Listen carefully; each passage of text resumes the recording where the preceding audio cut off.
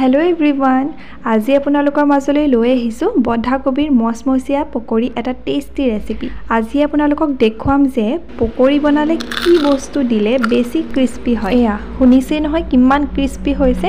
এয়া দেখিছেই নহয় ভিতৰটো কিমান সফট আৰু বাহিৰটো কিমান ক্ৰিস্পি হৈছে। ভিডিওটো শেষলৈ চাই থাকক। স্কিপ কৰি কৰি চালে কিন্তু থাকি যাব পাৰে। ভিডিওটো আৰম্ভ কৰাৰ আগতে যদি চেনেলটো সাবস্ক্ৰাইব কৰা নাই তেতিয়াহলে সাবস্ক্ৰাইব কৰি ল'বলৈ ৰিকুৱেষ্ট কৰিলো। এয়া মই লৈছো এটা বন্ধাকবি এটা নালাগে বাৰু এফালমান হলে হ'ব আৰু কেনেকৈ কাটিব লাগিব মই দেখুৱাই দিছো। এয়া মই একদম দীঘলীয়াকৈ পাতলকৈ কাটি লৈছো একদম মিহি কৰি কাটি লৈছো আৰু পিয়াজ আৰু জলকীয়া লৈছো একদম পিয়াজ আৰু জলকীয়া মিহি মিহিকৈ কাটি লৈছো আৰু এটা বাটিত লৈ লৈছো তেতিয়া সানিবলৈ ভাল হয়।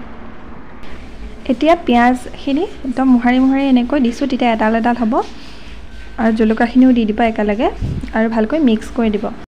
এতিয়া পিয়াজখিনি বন্ধাকবিৰ লগত মিক্স কৰি লৈছো। তাৰ পাছতে মিহিকৈ কাটি লোৱা জলকীয়াখিনিও বন্ধাকবিৰ লগত মিক্স কৰি ল'ব। একেলগে দিও মিক্স কৰিব পাৰে কোনো কথা নাই।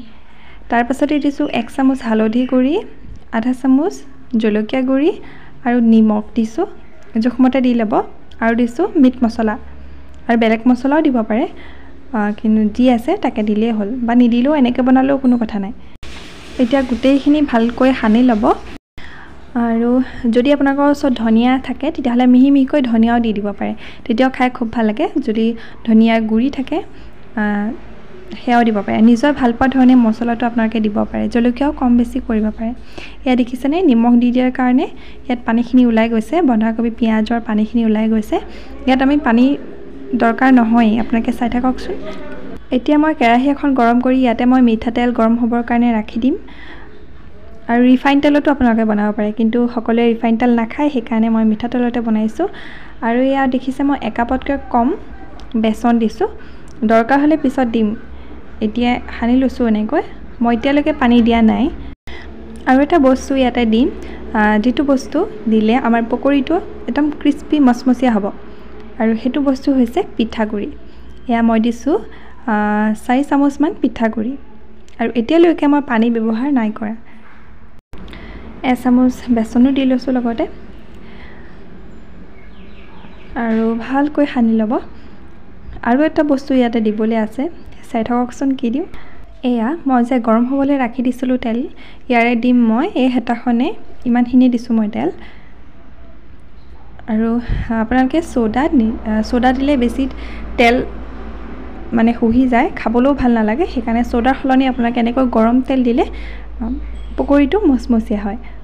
তেলখিনি দিয়াৰ পিছত এবাৰ ভালকৈ সানি ল'ব আৰু এয়া আমাৰ মিক্স হৈ গ'ল। এতিয়া আমাৰ বনাব পৰা হৈ গ'ল। এটা জলদি বনাই লওঁ বলক। তেলখিনি আমাৰ গৰম হৈয়ে আছে চাব যাতে বেছি গৰম হৈ নাথাকে। এয়া দেখিছেনে অকমান মিডিয়াম গৰম হৈ থাকিলে হ'ল নহলে বাহি সাইডটো পটককে জ্বলি যাব ভিতৰটো নিখিজিব সেইকাৰণে মিডিয়াম হিটতে বনাব লাগে আৰু এটাকৈ পকৰি বনাই গলে হ'ল। আৰু এতিয়া এইখিনিতে কৈ থওঁ ভিডিওটো চাই ভাল পালে এটা লাইক কৰি দিব লগতে কমেন্ট কৰি জনাব কেনেকুৱা পালে আৰু আপোনালোকে কেনেকুৱা ভিডিও চাব বিচাৰে হেতু জনাব। এয়া এবাৰ উলটিয়াই লৈছো দিয়াৰ লগে লগে নলৰাব নহলে ভাগি যাব পাৰে। এফাল ৰঙা হোৱাৰ পাছতহে লুটিয়াব আৰু মাজে মাজে 1 মিনিটৰ মূৰে লুটিয়াই থাকিব। এয়া আমাৰ পকৰি ৰেডি হৈছে। ইমান ধুনীয়া এটা কালাৰ আহিছে দেখিছেনে আৰু বহুত বেছি মচমচীয়া হৈছে ভিতৰটো একদম সফট হৈছে। আপোনালোকে এনেকৈ বনাই চালে নিশ্চয় গম পাব আৰু সঁচাকৈ পকৰিটা খাবলৈ খুব বেছি টেস্টি হৈছিলে আৰু এনেকৈয়ে বাকিখিনিও বনাই ল'ম। আৰু সকলোৱে যেহেতু জানেই পকৰি বনাবলৈ কিন্তু দেখুৱাই থাকিম আৰু সেইকাৰণে গোটেইখিনি দেখুৱাই থকা নাই আৰু এয়া দেখিছেনে কিমান ধুনীয়া হৈছে খাবলৈও টেস্টি হৈছে দেই। এয়া মই এটা ভাঙি দেখুৱাইছো আপোনালোকেও এনেকৈ বনাব আৰু কেনেকুৱা পালে জনাব। আৰু ভিতৰটো দেখিছে কিমান সফট হৈছে বাহিৰটো ক্ৰিস্পি হৈছে খাবলৈ খুবেই টেস্টি হৈছিল। মই আপোনালোকক সাউণ্ডটো শুনাইছো ৰব। এয়া শুনিছেনে কিমান মচমচীয়া হৈছে। আপোনালোকক বহুত ধন্যবাদ জনাইছো ভিডিওটো শেষলৈ চোৱাৰ বাবে আৰু আজিলৈ আহিছো।